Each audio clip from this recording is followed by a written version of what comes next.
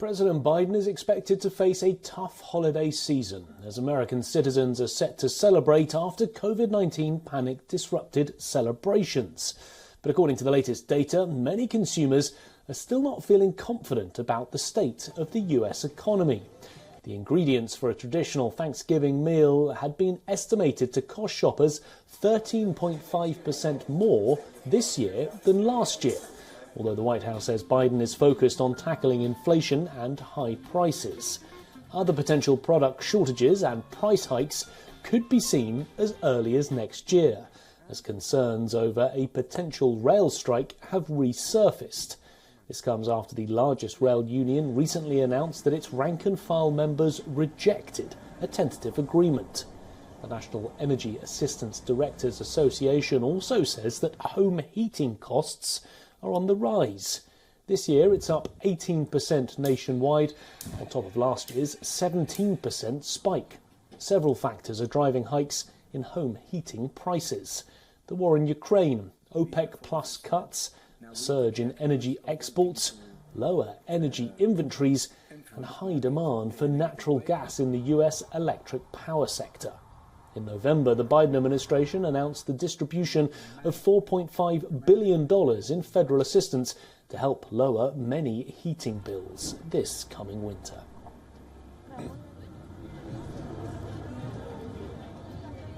Overall, COVID-19 deaths are down dramatically. Well, for more on this, our correspondent Susan Tarani is joining us live from New York. Susan, it appears tough times ahead here in the US.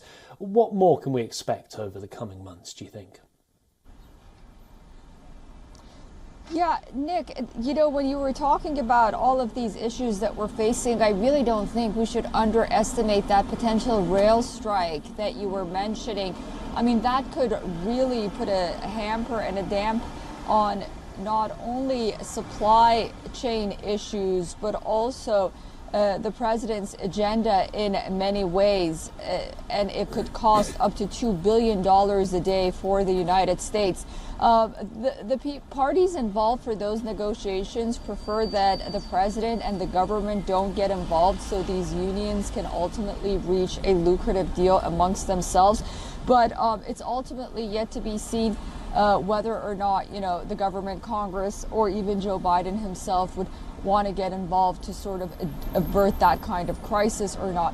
But on the one hand, you know, it would cause a lot of economic problems. But on the other hand, you know, you have that kind of perception that he sort of took that victory lap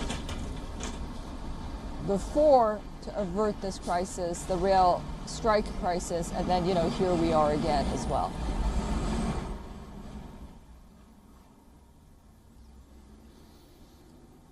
And Susan, what about the Biden administration's response? Do you think we're likely to see any more assistance over these winter months?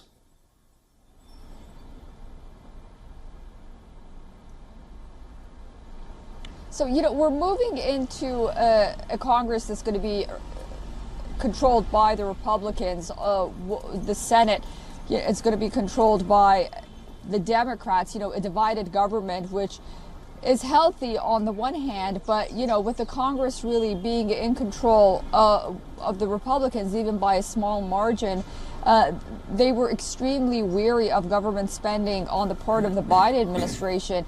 And many believe that the reason we are in this economic turmoil, if you may, and on the road to recession is because of, at least partly because of the administration's ongoing spending and government spending before, during its first year. So it's hard to imagine that they would really go ahead and do that once again. But we'll have to wait and see. We'll have to see whether or not President Biden really will go ahead with some kind of executive power or not. I mean, it's very unlikely. His plans were very unpopular. If he can even, you know, once January 1st comes, if he can get the provisions of these two huge bills that were passed across the bridge, if you may, I mean, that'll probably be the best he can do.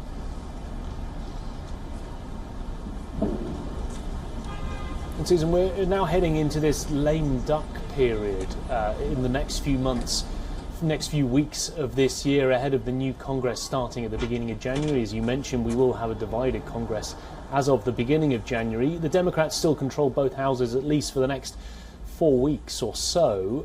How much are they going to try and get done and push through before the end of this year is out?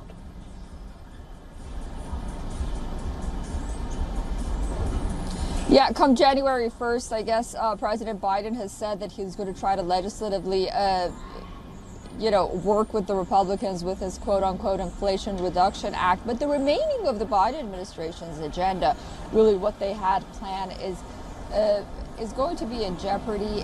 It's really not going to move forward in many cases.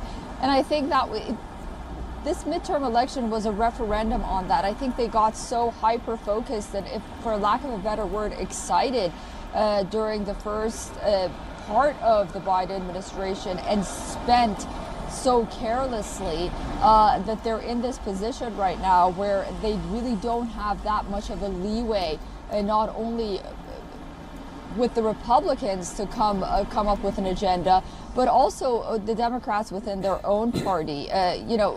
There is that progressive caucus that, wants more spending, they want more issues, and then you have the more moderate Democrats that, want to focus on something else. So it's hard to imagine that anything would get done in the next few weeks.